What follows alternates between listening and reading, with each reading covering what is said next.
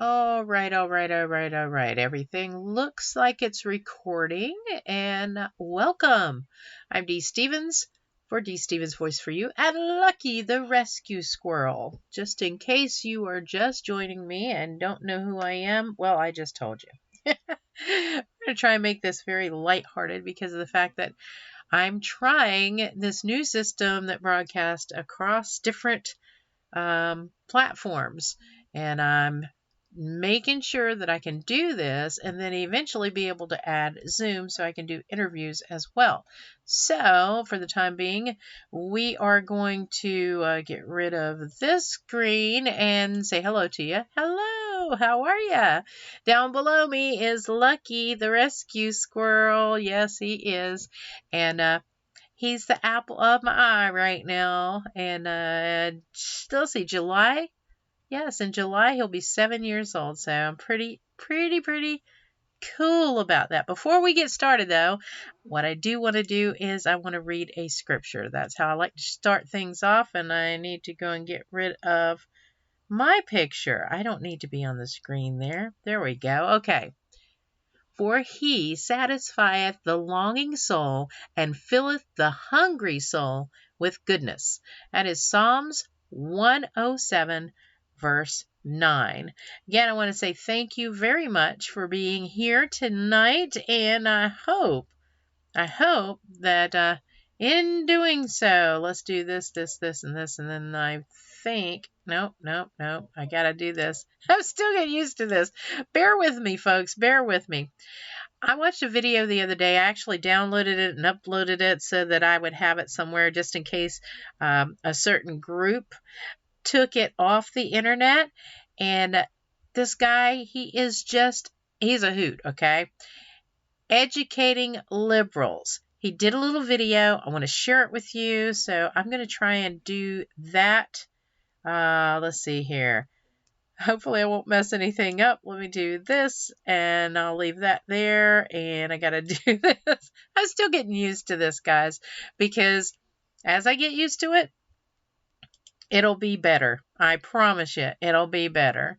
So I am trying to go and pull up his video right now and then hopefully be able to play it for you. Of course, the system is starting to hang up, and I don't want that at all. So hang on one second while I try and get this. Come on now. All right. I think I have it. Allowed to speak on a worldwide platform, yet people who are doctors are being... All right, I'm going to start it over again. But I want to make sure that I have it at the beginning before I move it over into the screen. Like that. And, okay. I'm going to leave Lucky there. All right, enjoy the video. What's up, guys? My name is Dylan Wheeler from Educating Liberals, and today I just want to ask a few questions. That's all. And I'm just going to rapid fire whatever comes to my brain. Why? Let's start out with why. Why is Bill Gates, who is unelected and not a doctor, allowed to speak on a worldwide platform, yet people who are doctors are being censored on YouTube? Why is Twitter going out of their way to ban people like me who are simply showing you studies of showing how effective hydroxychloroquine is against COVID? Why is Instagram threatening to delete my account if I keep talking about hydroxychloroquine? Why do they get to decide what is allowed to be talked about and what isn't? Why did Facebook limit my account with 250,000 followers to being seen by less than 1,000 on every post now? Why would the left be so against a drug that is safe, cheap, and proven to be effective? Why did Dr. Fauci in 2017 tell us all that there was no doubt that there would be a surprise infectious disease outbreak under the Trump administration? Why is Dr. Fauci still telling us to wear masks when just over a month ago he told us they didn't work? People should not be walking around with masks. You're sure of it? Because people are listening really closely to this. Right now, people should not be walking. There's no reason to be walking around with a mask. When you're in the middle of an outbreak, wearing a mask might make people feel a little bit better, and it might even block a droplet, but it's not providing the perfect protection that people think that it is. And often, there are unintended consequences. People keep fiddling with the mask, and they keep touching their face. And can you get some schmutz sort of staying inside there? Of course. But when you think masks, you should think of healthcare providers needing them and people who are ill. Why does the government get to decide which jobs are essential and which jobs are non-essential when all of us need to feed our families? Why, if the masks work the way the experts say that they do, are we releasing prisoners, including child rapists, out of prison when we could just give them a mask? And why are we jailing business owners instead? Why did flattening the curve turn into finding the cure all of a sudden? Why is going to a crowded Walmart okay, but going to a beach with a bunch of open space is not? Why is it okay to go to Planned Parenthood still to get an abortion, but not okay to go to church on Sundays? Why are liquor stores seen as essential, but gun stores are not? Why is it okay to use the same dirty checkout pad as everybody else at an essential store, but not okay to go to the gym where it's heavily sanitized? Why did the Dems block and delay the stimulus package so they could add in extra bullshit that's not even related to relief aid for Americans? Why did this fluke virus just randomly appear right after impeachment flopped for the Democrats? Why did the Democrats push the everything is fine narrative in the beginning of all this? The speaker is urging people to come out again and not be afraid. Also to say to everyone, you should come to Chinatown. Precautions have been taken by our city. We know that there's a concern about tourism traveling all throughout the world, but we think it's very safe to be in Chinatown and hope that others will come. Why did the Democrats criticize Trump when he closed down travel to China?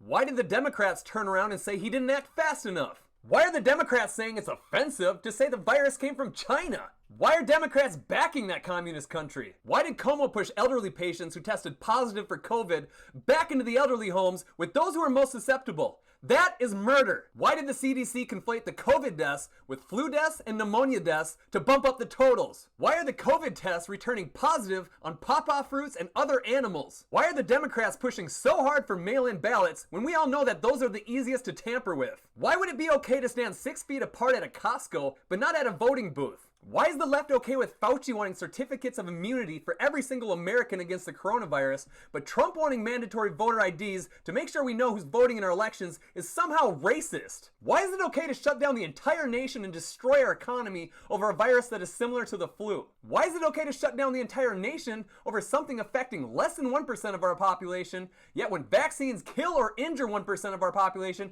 it's just a small percentage, and it's for our safety, right? Why, if hydroxychloroquine is so dangerous and the left hates President Trump so much, why are they so upset that he's taking this drug and sharing that information with the rest of the world? Wouldn't you think they'd be happy about that? Why won't the media address Joe Biden and the way he fondles children? Why won't the media treat Tara Reade, Joe Biden's sexual assault accuser, the same way they treated President Trump and Judge Kavanaugh's sexual assault accusers when this one actually has evidence? Why won't the media address Joe Biden's obvious dementia, unless he's faking it? Senator Joe, I mean, but I mean, it's not about, I know you're supporting by saying booing, but look, here's the deal. Union workers, the UAW took incredible cuts in their future. You don't have here in Miami, in Florida. You don't have it here, and that is if you keep an audience. All these breakthroughs we have with the whole, dealing with the whole, excuse me. Biden is angry. Everything's anger. Gee. And that's what happens when you can't get the words out. No, it does. That's what happens, right? When you can't get the words out, you get angry. You get angry because you can't get the words out. It might happen to me someday. Can you imagine if that happened to me? Man, would I be a bad guy?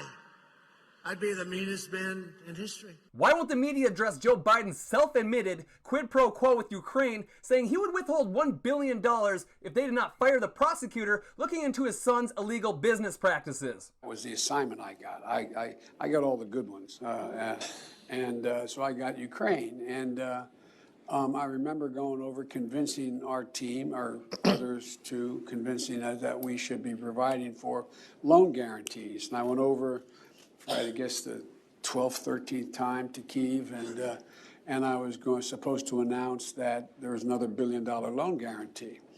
And I had gotten a commitment from Poroshenko and from Yatsenyuk that they would take action against the state prosecutor, and they didn't.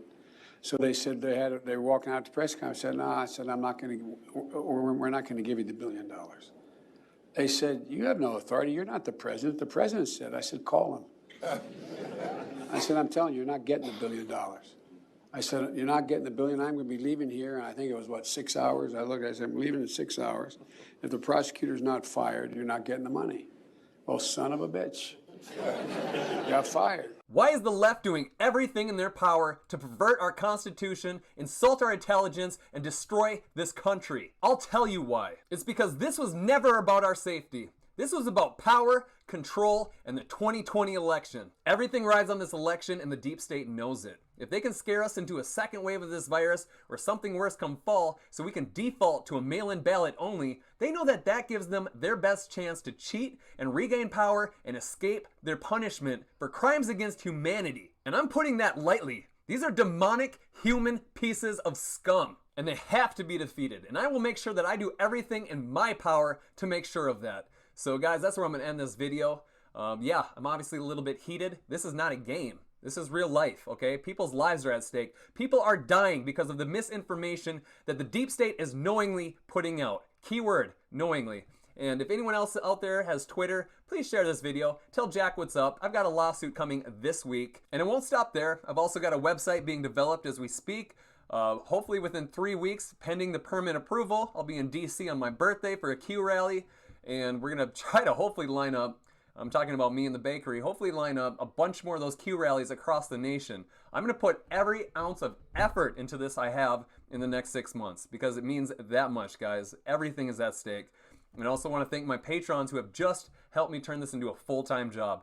I could not be more thankful because this is what I do every day of my life. Outside of my job of real estate appraising, I am constantly doing this, and that has done nothing but grant me more time to do this, the freedom to travel the nation, and I'm so excited.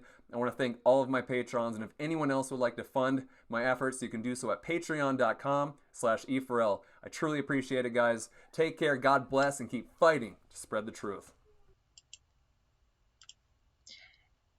And that, of course, was educating liberals. And I'm trying really hard right now to go and get this thing to stop before it starts again on another video. I just wanted to make it very clear that I am testing out this platform because it's on several platforms right now. And for those who went and joined me, I want to say thank you, thank you, thank you. And I want to call you out if you don't mind.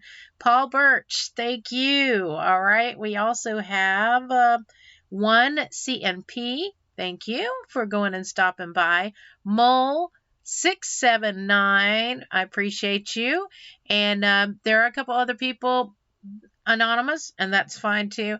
I want to thank you very, very much for going and stopping by as I'm testing out all this equipment. There'll be one more test at least tonight because I need to see if I can get all of this that I've got going now and also add Zoom without my computer freezing up. So again, I thank you. I thank you. I thank you very, very much.